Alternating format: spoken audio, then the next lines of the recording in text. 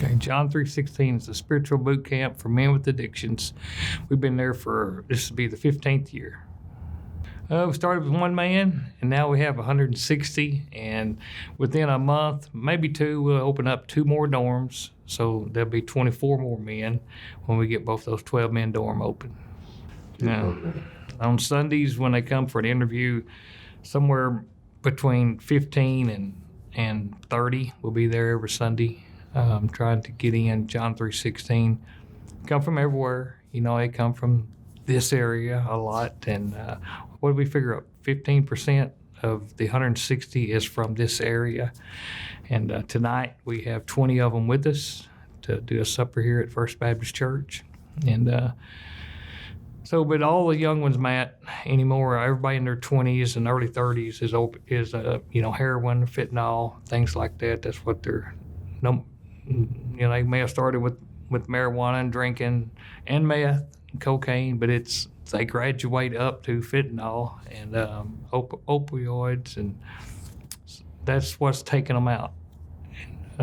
It's took out some of our graduates from this area, and so it breaks everybody's heart, but thank God for what y'all are doing to bring awareness, getting the community to come together in unity to help fight this plague, this cancer that's killing our young people and old people.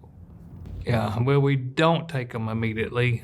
We try to see how long they've been on it and how much they've been doing, and then just try to get them into a detox. Because if they don't go through a detox, then they're going to have a seizure or seizures, and that's terrible. So we'll take them right out of detox, and so many times the doctors will kind of work with us and give a step down program for 30 days, to step them off stuff, and that's effective. But Jesus can do anything, but he works through a step down and detox a lot also. So that we would talk with them and encourage them, and then take them right out of detox into John 3:16.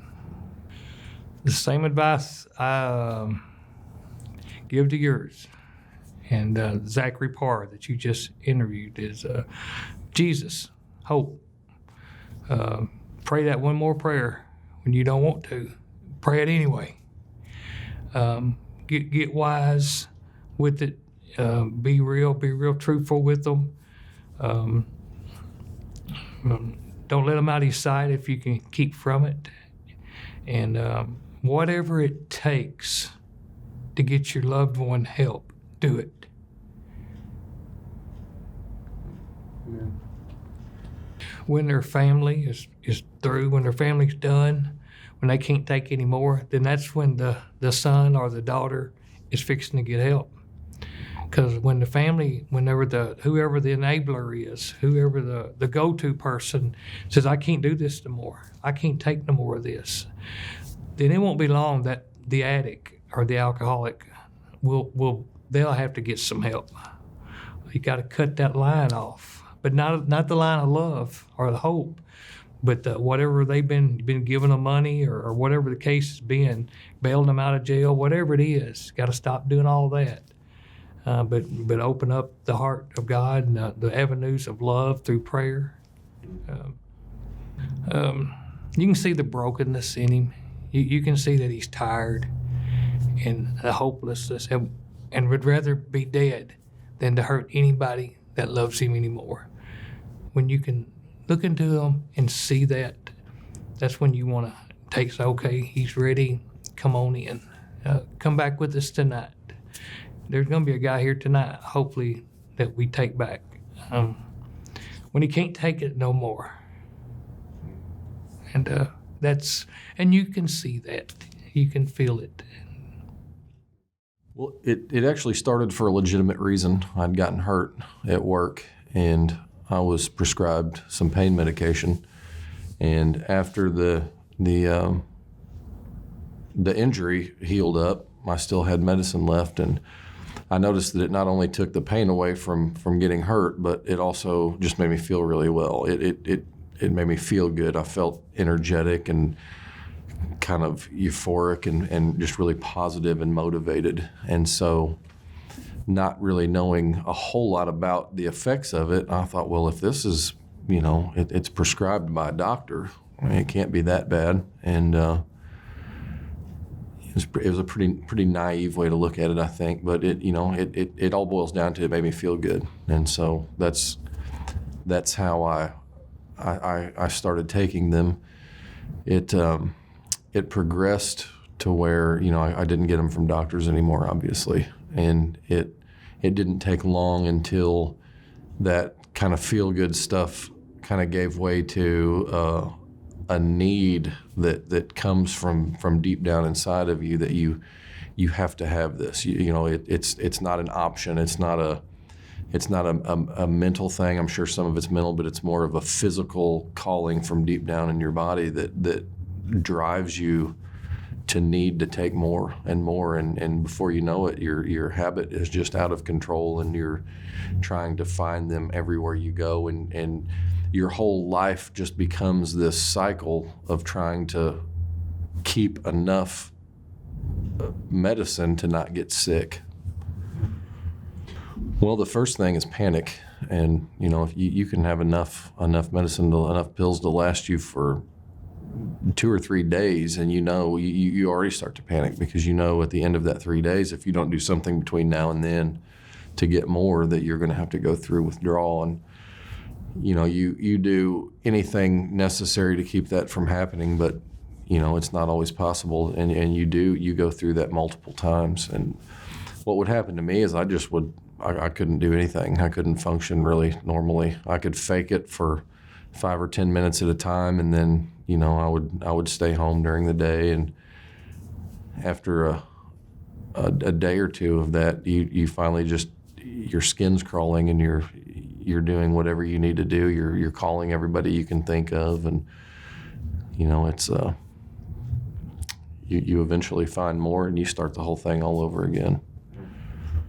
I think the most important thing that I could tell them would be that there's freedom from it. And I know that when you're trapped in that cycle, it seems like there is no way that you'll ever break free. But there is freedom from it, and it is painful to get to that point. Staying locked in a bedroom somewhere, in my experience, isn't going to do you. You can't willpower your way out of it. There's one answer, and for me, my belief is that answer is Jesus. And when I accepted that and asked him for help, he sent me in the direction that I needed to go. I found John 3:16 at that point, and that is the answer, and there is hope. And you start to meet men and women that are already on the other side of it, and you see that they're okay at that point, and then that kind of gives you the motivation to keep fighting every day. And before you know it, you start to feel a little better, and then you feel a little better, and then you feel a little better. And for me, once I was completely clean and away from that, there was no way that I would ever put myself back through that again. And the only reason that I kept doing that over and over before was because I never had the strength on my own to get to the point to where I was free. I'd broke through the withdrawal and got on the other side of it. And so there is life after, and it's amazing. It's free, and I would just encourage someone to do whatever you have to do to get to the other side. In the last 5 years since I've been free from my addiction, my life has just consistently gotten better and better and better. And there are a lot of ups and downs. I mean, it's life. It's going to be that way, but those ups and downs are nothing compared to the downs of being trapped in a cycle of addiction. If you would have asked me 6 years ago where I wanted to be in life, and gave me a little snip of what my life is today, I wouldn't have believed that was possible. There's no way I wouldn't have believed it. So my life is it's just blossomed into this amazing, beautiful thing that I would have never imagined before. I think the first thing the first relationship that I had to deal with was the relationship with my wife. It's kind of funny because in figuring out where I went wrong and what I needed to do to kind of help rebuild that back, I had to also rebuild the relationship that I had with myself. And I think that was the toughest, because it's easy to look somebody that you love in the eyes and say, hey, I'm sorry.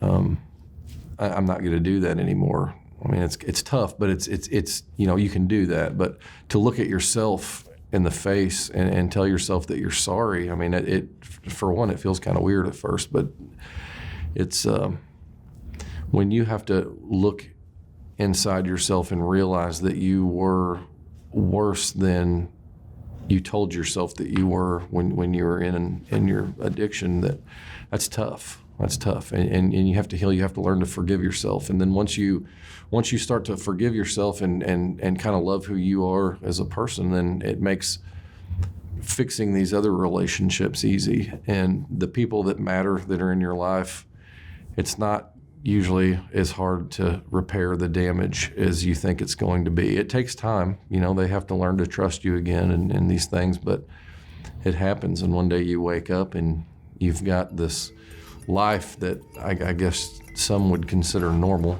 I don't know that there is a normal life for anyone, but it sure is a lot more normal than what I had before.